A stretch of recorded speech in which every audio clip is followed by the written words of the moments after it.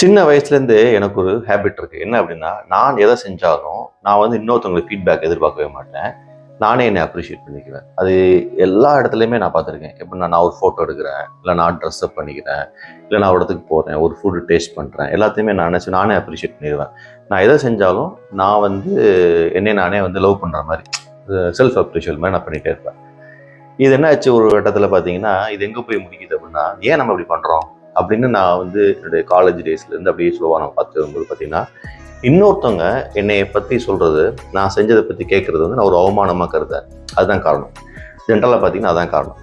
So இப்படியே நம்ம வந்து கம்பெனிக்கு வரோம், படிக்கிறோம், அப்புறம் ஐடிக்கு வேலைக்கு வரோம், அப்புறம் ஒரு கட்டத்தில் வந்து டெவலப்பராக இருக்கும், டெஸ்டராக இருக்கும் எல்லாம் பண்ணும்போது, ஒரு மேனேஜ்மெண்ட்டில் வரும்போது பார்த்தீங்கன்னா, எனக்கு ஜென்ரலாக நான் பார்க்குற வேலையை இன்னொருத்தங்கிட்ட ரிவ்யூ பண்ணி அப்ரூவல் வாங்கிட்டு அப்புறம் ப்ரெசென்ட் பண்ணுறதுல எனக்கு பெரிய உடன்பாடு கிடையாது. ஏன் அப்படின்னா அது என் தன்மானத்துக்கு இழுக்க அவமானமாக நினைப்பேன்.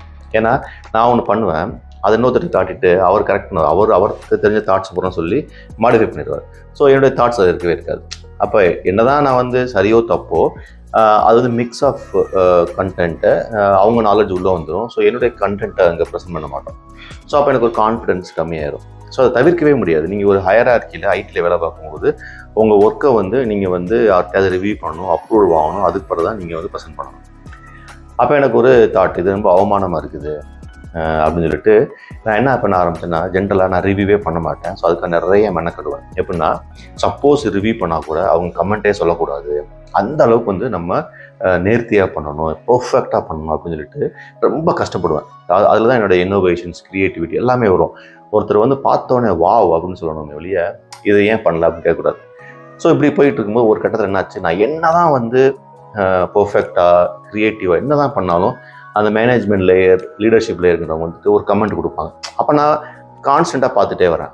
ஒரு பேட்டர்ன் மாதிரி வந்துச்சு இல்லையா, அப்போ நமக்கு அவமானமாகவே இருக்குது. ஏன்னா நம்மளால் வந்து ஒரு கான்ஃபிடென்ட்டாக நம்ம ஒரு பளிச்சுன்னு ஒரு இதை செய்ய முடியுதுன்ட்டு. அப்போ தான் நான் கற்றுக்கிட்டேன். என்னன்னா, இது நல்ல அட்வைஸான்னு தெரியல, பட் இது நான் ஃபாலோ பண்ணது. டூ மிஸ்டேக்ஸ் அப்படின்னு சொல்லி இன்னும் நான் ஒன்று தெரிஞ்சுக்கிட்டேன். மிஸ்டேக்ஸை நீங்கள் பண்ணுங்கள் அப்படின்னு சொல்லிட்டு. எப்படின்னா, லீடர்ஷிப்க்கு என்ன தெரியுமா ஆட்டிடியூட் இருக்கும், அவங்க நீ என்ன கொடுத்தாலும் 2 குறை சொல்லுவாங்க. அப்போ அவங்களுக்கு குறை சொல்லாத அளவுக்கு நான் கண்டென்ட் கிரியேட் பண்ண முடியவே முடியாது. பிகாஸ் அந்த ரிவ்யூவே என்னென்னா ஏதாவது ஃபீட்பேக் கொடுக்குறது தான். அப்போ நான் என்ன பண்ணேன், அப்போ அவங்க கொடுக்குற ரிவ்யூவே நான் எதிர்பார்க்குறதா இருக்கணும். அவங்க கொடுக்குற ரிவ்யூ இருக்கணுங்கிறதுக்காக எனக்கு தெரிஞ்ச, அவங்களுக்கும் தெரிஞ்ச பளிச்சுன்னு தெரியுற சின்ன சின்ன மிஸ்டேக்ஸை நான் விட்டுக்கிட்டே இருப்பேன். ஒரு ப்ரெசன்டேஷனில் பார்த்தீங்கன்னா, அவங்களுக்கு வந்து ஏன்னா it's like satisfying of their ego. ஆமாம், எனக்கு ரிவ்யூ வந்துச்சு, நான் 2 கமெண்ட் கொடுத்தேன், அவன் அதை ஃபிக்ஸ் பண்ணுறான், அப்புறம் அதை ப்ரெசென்ட் பண்ணுறான். இது ஒரு ப்ராசஸ். ஸோ நான் என்ன பண்ணேன்னா, எப்பயுமே என்னுடைய டாக்குமெண்ட்டில் பார்த்தீங்கன்னா சில மிஸ்டேக்ஸ் இருந்துக்கிட்டே இருக்கும். நல்லா க்ரியேட்டிவ் எல்லாமே இருக்கும், ஆனால் பளிச்சுன்னு பார்க்குற மாதிரி சில மிஸ்டேக்ஸ் இருக்கும். ஏன் அப்படி செஞ்சேன் அப்படின்னா, அந்த மிஸ்டேக்ஸை தான் அவங்க சொல்லணும், அப்போ நான் ஈஸியாக ஃபிக்ஸ் பண்ணுவேன். That is also my mistake. அது வந்து என்னுடைய ஃபீட்பேக், அது அவங்க ஃபீட்பேக் அப்படிங்கிறத நானே என்னை வந்து சாட்டிஸ்ஃபை பண்ணிக்கிறது தான். ஸோ இதுலேருந்து என்ன சொல்ல வரேன் அப்படின்னா, நீங்கள் உங்களுடைய ஒர்க்கை வந்து ரொம்ப சாட்டிஸ்ஃபைடாக பர்ஃபெக்டாக பண்ணும்போது சில ரிவ்யூஸ் நடக்க தான் செய்யும். ஆனால் உங்கள் ஒர்க்கை எடுத்துகிட்டு போய் இன்னொருத்தவங்க போய் கேட்காதீங்க, இது சரியா தவறான்னு சொல்லி. அது வந்து பெரிய தன்மான இழுக்கு. உங்களுக்கு வந்து ஒரு பர்சனலாக நீங்கள் பார்த்தீங்க அப்படின்னா அது அவமானமான ஒரு செயல். அப்படி இருக்கும்போது தான் நீங்கள் வந்து மிக கிரிப்பாக, தரவாக ஒரு டெக்னாலஜியோ ஒரு டொமைன்லையோ நீங்கள் க்ரோ ஆகி மேலே வர முடியும். நீங்கள் என்ன எழுதுறீங்களோ, நீங்கள் என்ன செய்கிறீங்களோ அதுதான் ப்ரெசென்ட் பண்ணணும். அதை ரிவ்யூ பண்ணாலும் பண்ணலைனாலும் நீங்கள் அதில் கான்ஃபிடென்ட்டாக இருக்கணும். ஸோ ரொம்ப ரொம்ப முக்கியம். சும்மா ஜஸ்ட் லைக் ஒரு ஹையரார்க்கியில் ஒர்க் பண்ணுறதுக்காக ஒரு கண்டென்ட் எழுதிட்டு போகக்கூடாது. ரொம்ப பர்ஃபெக்டாக, டீப்பாக, தரவாக பண்ணுங்கள். யாருமே உங்களை வந்துட்டு குறை சொல்ல முடியாது. அப்படி குறை சொல்கிறதா இருந்தாலும் உங்களுக்கு தெரிஞ்ச குறையாக இருக்கணும்.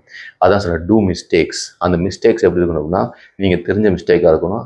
நீங்கள் எதிர்பார்க்குறத அவங்க ஃபீட்பேக்காக கொடுக்கணும். உங்களுக்கு தான் சர்ப்ரைஸ் வந்துடக்கூடாது. இதுதான் மிகப்பெரிய லீடர்ஷிப் ஈகோ.